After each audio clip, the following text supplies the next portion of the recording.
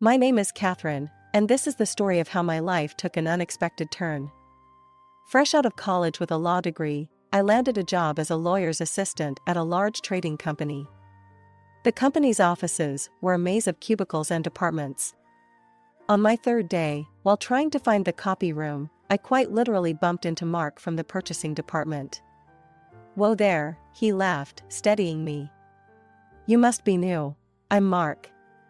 "Catherine," I replied, feeling my cheeks flush. "I'm the new lawyer's assistant." "And yes, I'm a bit lost." Mark's eyes twinkled. "Well, Catherine, consider me your personal GPS. Where are you headed?" From that moment, Mark and I became friends. We'd chat during lunch breaks, and he'd always find an excuse to drop by my department. As the weeks passed, our friendship deepened into something more. One Friday evening, as we were leaving work, Mark turned to me. "Hey, Catherine, want to grab dinner? There's this great Italian place around the corner." I hesitated for a moment, then smiled. "I'd love to." That dinner marked the beginning of our romantic relationship. We dated for a year, our bond growing stronger with each passing day. Mark was everything I'd ever wanted in a partner: kind, funny, and supportive. On our first anniversary, Mark proposed. We were married 6 months later in a small ceremony with our closest friends and family. Mark's mother, Linda, attended but seemed less than thrilled.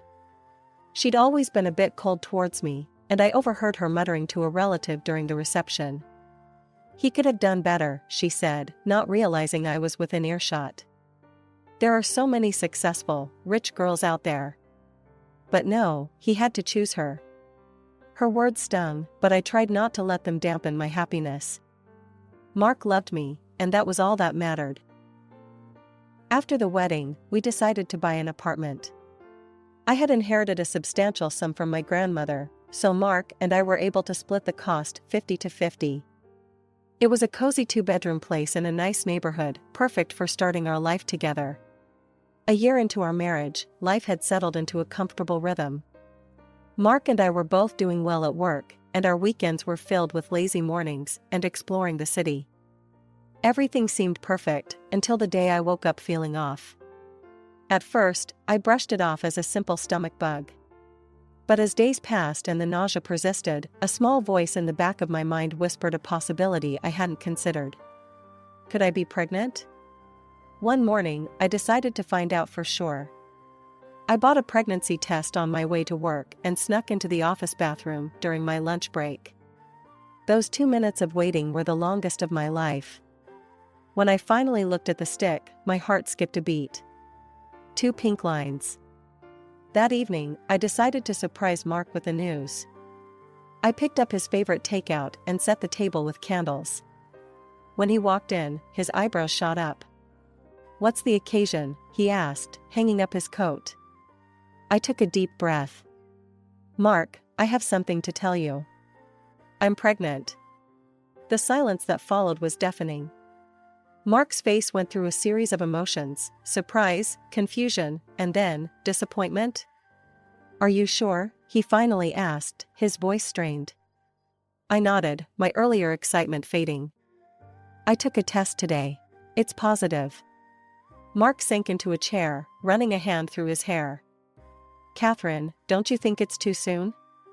We've only been married a year. We haven't even had time to enjoy each other yet. Maybe we should consider our options?" I felt like I'd been doused in ice water. "Options? Are you suggesting an abortion?" Mark shrugged, not meeting my eyes. "It's just something to think about. We're both building our careers. A baby would change everything." I stood up, my hands shaking. "I can't believe what I'm hearing. This is our child, Mark. I'm keeping it." The next few days were tense. Mark and I danced around each other, the elephant in the room growing larger by the minute. I decided to see a doctor, hoping for some good news to change Mark's mind. The visit didn't go as I'd hoped. The doctor, a kind-faced woman named Dr. Patel, looked at me with concern after the examination. Mrs. Thompson, I'm afraid your pregnancy is high risk, she said gently. You'll need to be very careful. Less stress, more rest, and plenty of relaxation. I felt my world tilting. What does that mean for the baby? Dr. Patel squeezed my hand. It means we'll need to monitor you closely. There's a risk of miscarriage, but with proper care, we can minimize that risk. I left the clinic in a daze. How was I supposed to have less stress when my own husband didn't want our baby? When I got home, I found Mark watching TV. How did it go? He asked, not looking away from the screen. I took a deep breath. The pregnancy is high risk. I need to reduce stress and rest more. I'm going to ask if I can work remotely. Mark's jaw clenched. Catherine, I really think we need to reconsider this. It's not too late to... Stop, I cut him off.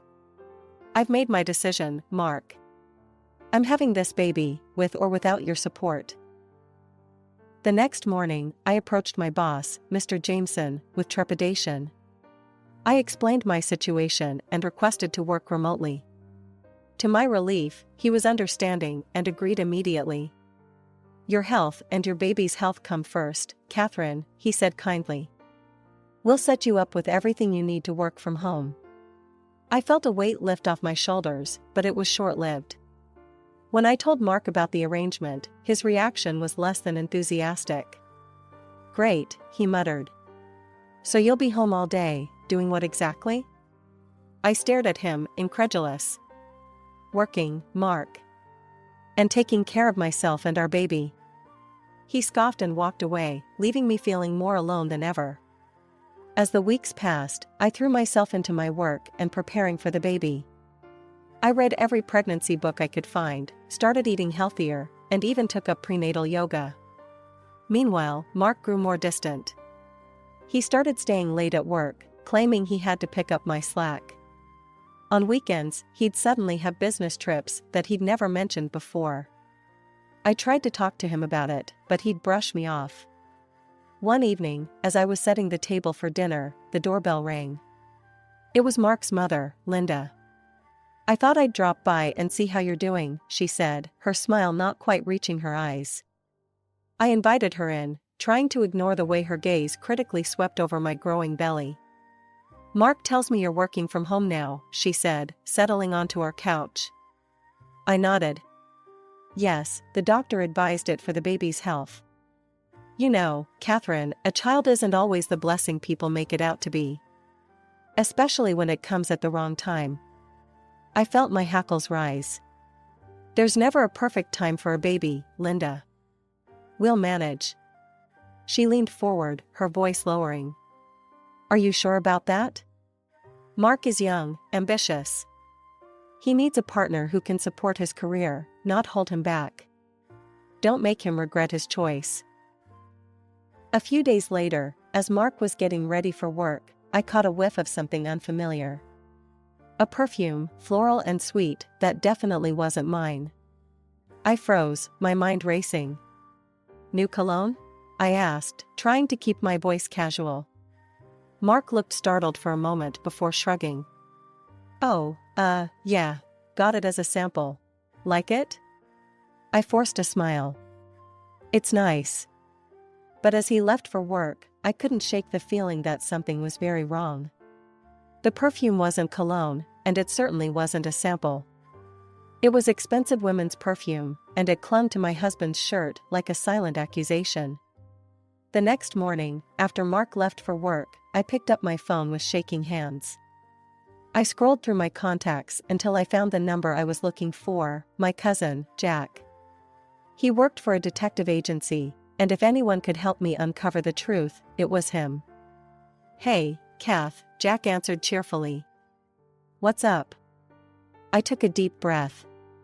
Jack, I need your help. It's about Mark. I explained everything, the late nights, the business trips, the perfume. My voice broke as I finished. I think he's cheating on me, Jack. I need to know for sure. Jack's voice was gentle when he replied. I'll look into it, Kath. Give me a few weeks, okay? Meanwhile, I threw myself into my work and preparing for the baby. I ordered a crib, started looking at paint swatches for the nursery, anything to keep my mind occupied. But the gnawing fear in my gut wouldn't go away. Finally, after 3 agonizing weeks, Jack called. "Can you meet me at the cafe on 5th Street?" he asked, his voice serious. An hour later, I sat across from Jack in a quiet corner of the cafe. He slid a manila envelope across the table. "I'm sorry, Catherine," he said softly. "But you were right." With trembling hands, I opened the envelope. Inside were photos, dozens of them. Mark entering hotels, Mark at restaurants, Mark walking in the park. And in every single one, he was with the same woman, young, blonde, beautiful. "Her name is Melissa," Jack explained. "She's a new employee in Mark's department. They've been seeing each other for at least a month, maybe longer." I stared at the photos, feeling numb. How could he do this? Jack reached out and squeezed my hand. "There's more. Mark told you he's on a business trip this weekend, right?" I nodded, dreading what was coming next. "He lied," Jack said. "He's with her right now. At the Westview Hotel, room 412. The world seemed to tilt around me. The taxi ride home was a blur. When I finally stumbled through my front door, clutching the envelope of damning photos, I was surprised to find Linda, my mother-in-law, in the living room. "Oh, Catherine," she said, her voice dripping with false sweetness. "I thought I'd come clean the house while Mark's on his business trip. Lord knows you don't do much around here these days." Her words, on top of everything else, were the last straw. "He's not on a business trip," I snapped. "He's with his mistress right now." Linda's eyes widened for a moment before narrowing. "Well, if he is, and I'm not saying he is, can you blame him? Look at you. You're always sick, you've let yourself go, and you never pay attention to him anymore. This whole pregnancy was a mistake. No one wants this baby except you." Something inside me snapped. "Get out," I hissed. "Get out of my house right now." Linda looked shocked for a moment, then sneered. "Gladly. Don't come crying to me when Mark leaves you." As the front door slammed behind Linda, I sat on the floor, my mind reeling from her cruel words. But as the initial shock wore off, a new emotion took its place, determination. I couldn't just sit here while my husband betrayed me. With shaking hands, I pulled myself up and grabbed my car keys. I knew where Mark was, and I was going to confront him. The drive to the Westview Hotel was a blur, my thoughts a chaotic mix of anger, hurt, and disbelief. Before I knew it, I was standing in front of room 412. I could hear laughter from inside, Mark's deep chuckle, and a woman's high-pitched giggle. My stomach churned, but I steeled myself and knocked on the door. "Must be room service," a woman's voice called out cheerfully. "We've been waiting for that champagne." My heart pounded so hard I thought it might burst out of my chest.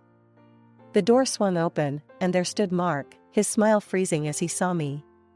"Catherine," he stammered, clearly caught off guard. "What are you doing here?" I pushed past him into the room, my eyes immediately landing on the blonde woman hastily wrapping herself in a sheet. "Melissa," I presumed. "Mark," I started, my voice trembling. "How could you?" But to my shock, instead of apologizing or trying to explain, Mark's face hardened. "How could I? How could you, Catherine? You haven't satisfied me in months. All you care about is that baby." His words hit me like a physical blow. I staggered back, my vision blurring. Mark continued, his voice dripping with disgust, "You don't take care of yourself anymore. Look at Melissa," he waved towards his mistress. "That's how a woman should look. That's how you used to be." Melissa chose that moment to speak up, her voice sickeningly sweet. "You should be grateful to us, you know. We're being considerate, waiting for you to have the baby before Mark leaves you. We're the honest ones here." I couldn't believe what I was hearing. Suddenly, a sharp pain lanced through my abdomen, far worse than anything I'd felt before. My vision darkened around the edges, and I felt myself losing balance. Mark, I gasped, reaching out to him as I fell. Please, call an ambulance. But Mark and Melissa were already moving, gathering their things. They roughly grabbed my arms and dragged me out into the hallway. You brought this on yourself, Mark said coldly, stepping over me as I lay on the floor. The last thing I saw before I lost consciousness was their retreating figures, leaving me alone in my hour of need. I came to with a start, the concerned face of a hotel maid hovering over me. My whole body ached, and the pain in my abdomen was excruciating. Ma'am? Are you okay? I've called an ambulance, the maid said, her voice laced with worry. I tried to speak, but could only manage a weak groan. The next few hours passed in a blur of sirens, bright lights, and urgent voices. I drifted in and out of consciousness, always aware of the gnawing fear for my baby. When I finally fully regained consciousness, I was in a hospital bed. A doctor stood at my bedside, her face grave. Mrs. Thompson, she said gently, I'm so sorry. We did everything we could, but you've lost the baby. Her words hit me like a physical blow. I closed my eyes, hot tears streaming down my face. As the reality of what had happened sank in, my grief turned to anger. Mark, his mother, that woman Melissa, they were all responsible for this. They had killed my baby with their cruelty and selfishness.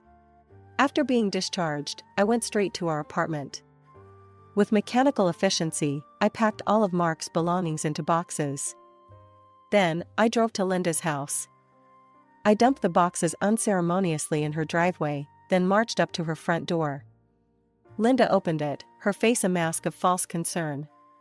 Catherine, dear. I heard what happened.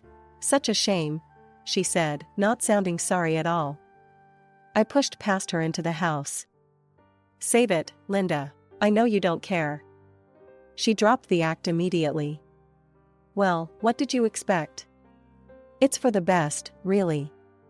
Now you and Mark can get a divorce, and you can move out of that apartment.